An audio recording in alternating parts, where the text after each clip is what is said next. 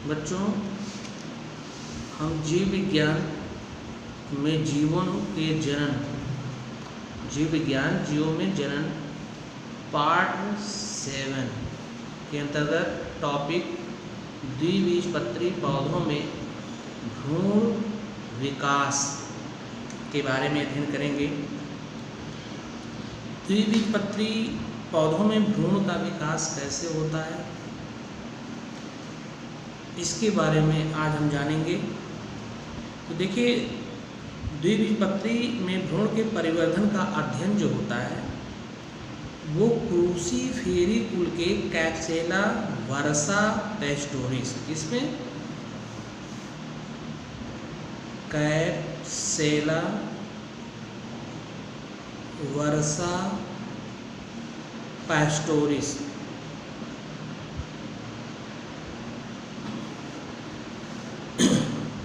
इस जोता कुल के अंतर्गत, इसके अंतर्गत क्रूसीफेरी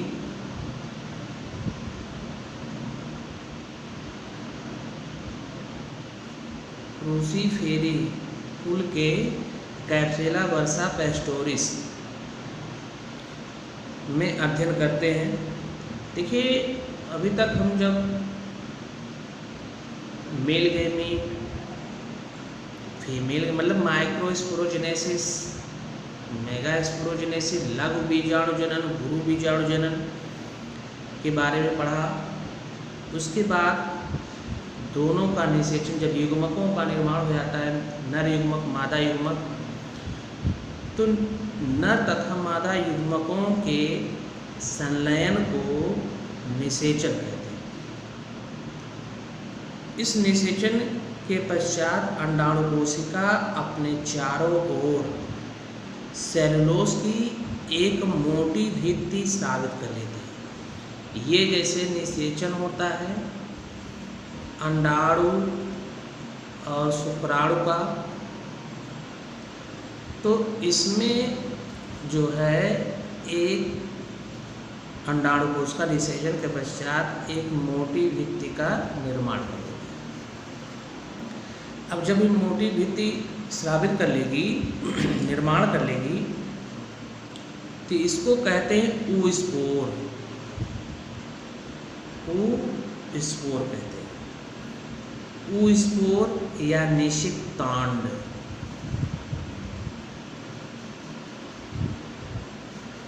ये निषिक्तांड होता है। निषिक्तांड एक अनुप्रस्थ भित्ति द्वारा दो असमान कोशिकाओं में विभाजित हो जाता है।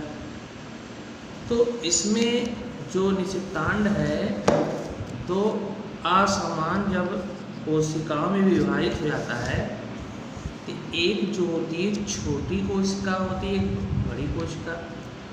मतलब कि जब ये दोनों कोशिकाएं विभाजित होंगी, तो जैसे इसमें विभाजन हुआ, विभाजन के पश्चात ये कोशिका, एक ये कोशिका।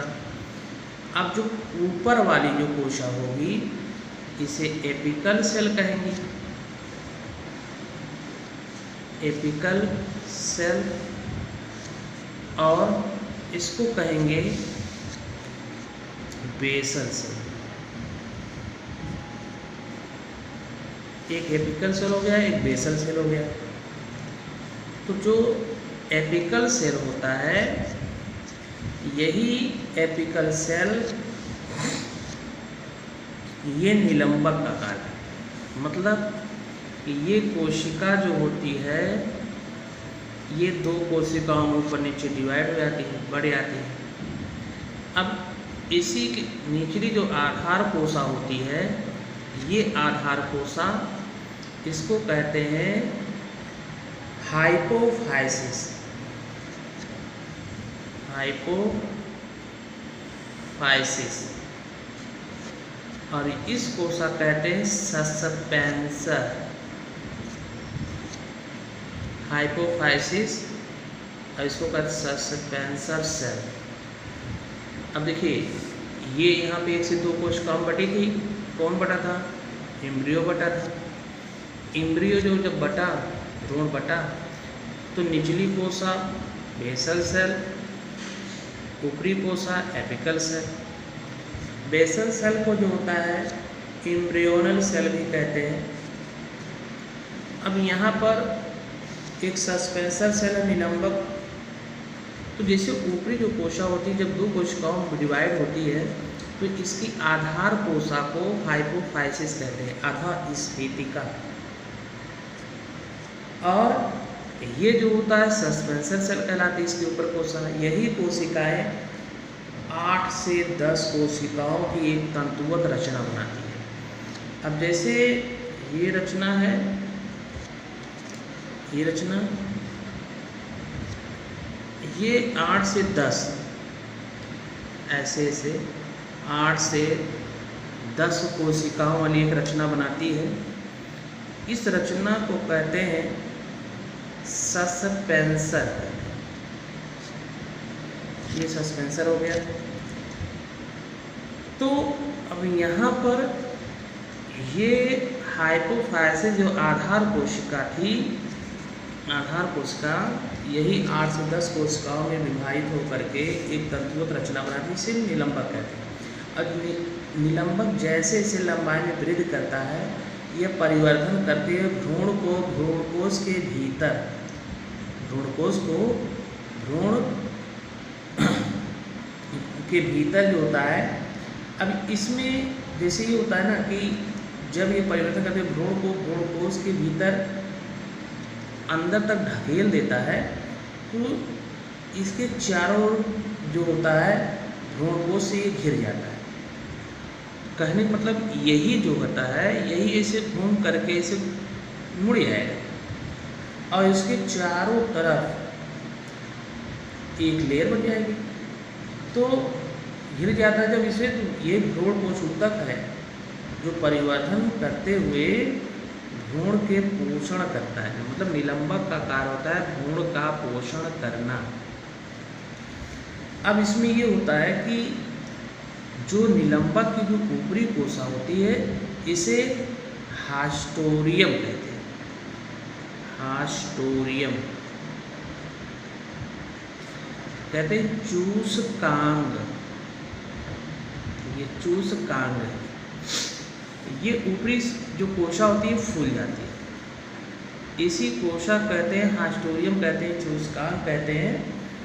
तो जो चूसकांग होता है ये खाद्य पदार्थों का अवशोषण करती है और खाद्य पदार्थों का अवशोषण करके निलंबक की सबसे निचली कोशा जो भ्रूण होती है, भ्रूण के पास जो होती है ये निलंबक की सबसे निचली कोशा है, तो ये अब इसी नीचे भ्रूण है, इसी कहते हैं एम्ब्रियोनल सेल,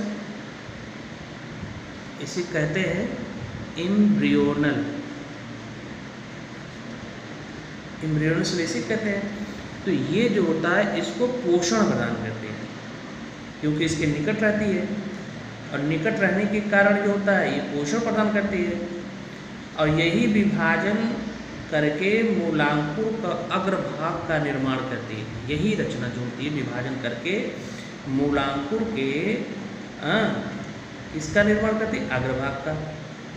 तो अब यहाँ पर ये है कि ये तो बटा, अब इसमें दूसरा जो होती है, अब देखिए ये जो भ्रूण कोशा थी, अब यहाँ पर एक, ये जब 2 बटा है तो जैसे यहाँ पर 1 से 2 बटा था तो ऊपरी कोशा हो गई थी, निचली कोशा जो थी ये भी 1 से 2, लेकिन ये टी मॉडल है, ये डेकुशेट कहते हैं इसको, ठीक।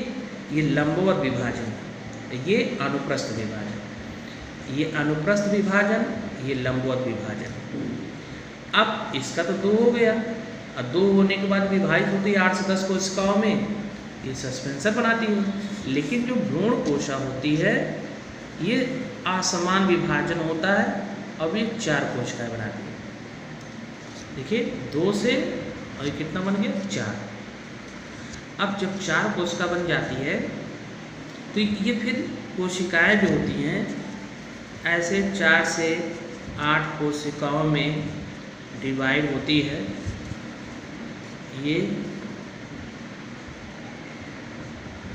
ये ऐसे 8 कोशिकाओं में विभाजित हो जाती है। तो इस अवस्था को कहते हैं अष्टमक अवस्था। अष्टमक अवस्था कहते हैं। तो ये अष्टमक अवस्था में 8 कोशिकाएं हैं। तो अब यहाँ पर ये होता है कि इसका मतलब ये है कि एक चतुष्कीय जो कोशिकाओं वाला भ्रूण में अनुप्रस्थ विभाजन के अंतर बाद 8 भ्रूण कोशिकी वाली रचना बनती है। तो जब 8 कोशिकी भ्रूण वाली रचना बनेगी तो भ्रूण की इस 8 कोशिकी वाली अवस्था को अष्टमक अवस्था कहते हैं, ऑक्टेंट स्टेज कहते हैं। तो अब यहाँ पर वही जो ऑक्टेंट स्टेज है उसी को कहते हैं प्रो एम्ब्रियो, मतलब जो 8 कोशिकाओं वाली अवस्था बनी वही, मतलब हम लिख देते हैं इसको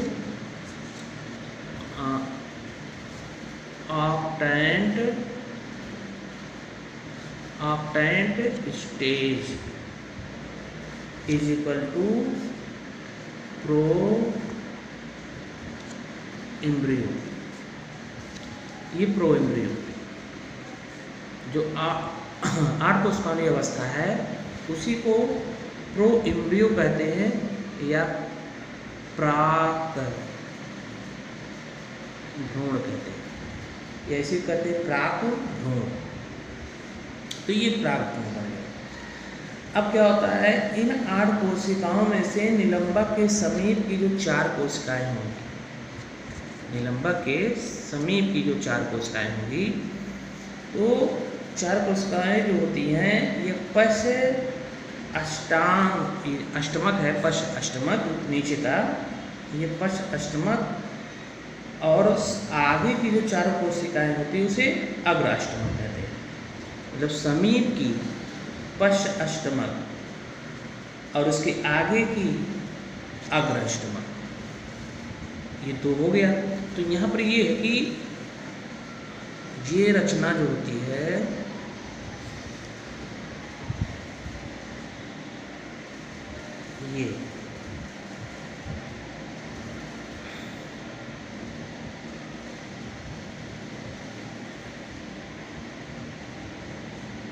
ये रचना है।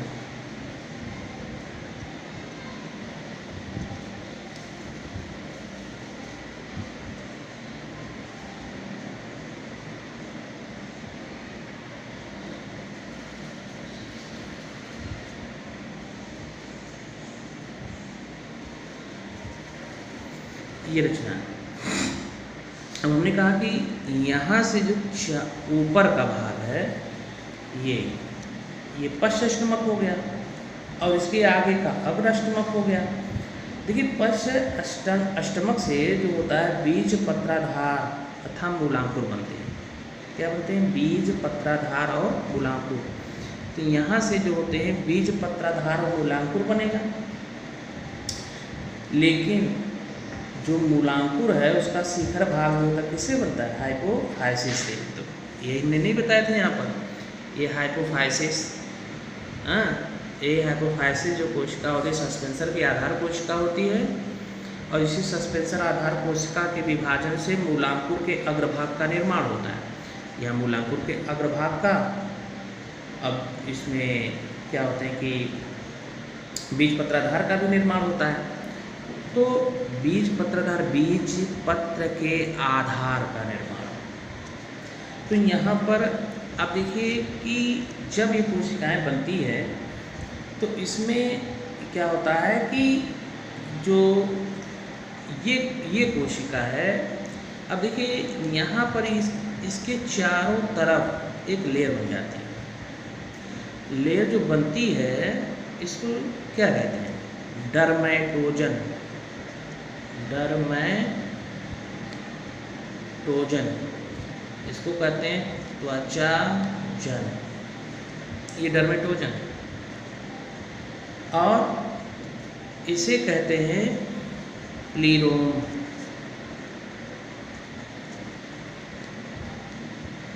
प्लीरोम ये मूलांकुर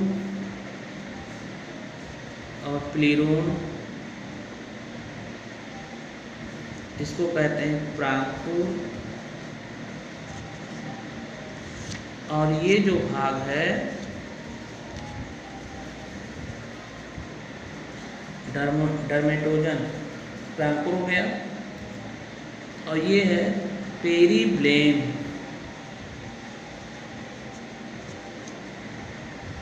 पेरीब्लेम इसको कहते हैं वलकुट जन। तो ये चीज़ें जो होती हैं, मतलब ये बाहरी लेयर बनेगा तो डर्मेटोज त्वचा जन अस्तर का निर्माण होगा, तो त्वचा जन अस्तर ही एपिडर्मिस बनाएगी, एपिडर्मिस की लेयर बनाएगी। और ये जो होता है ये वलकुट जन होता है, वलकुट जन कॉर्टेक्स का निर्माण करते हैं, ये कॉर्टेक्स का। अब हमने कहा था कि जैसे इसके अंदर अष्टमक जो अवस्था है 4 कोशिकाएं अगली बीजपत्र तथा प्रांकुर। अब भाई इसकी जो 8 कोशिका थी, 8 कोशिका में एक कोशिका जो होता है ये बीजपत्र तथा प्रांकुर बनाएगी, और ऊपरी कोशिका जो होती है वह मूलांकुर तथा इसका बीजपत्राधार, मूलांकुर प्लस बीजपत्राधार इसका निर्माण करेगी, और प्रांकुर तथा बीजपत्र का निर्माण करेगी। तो यही जो रचना होती है, अब उसमें क्या है कि ये कोशिका जो होती है, अब इसमें जो है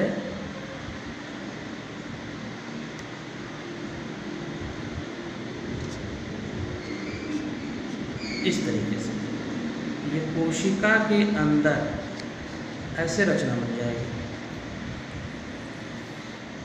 अब देखिए ये भाग जो है मूलांकुर है, ये बीजपत्राधार है,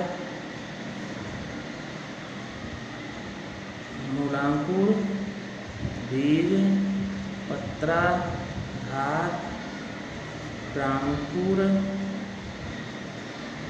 प्रांकुर और ये दोनों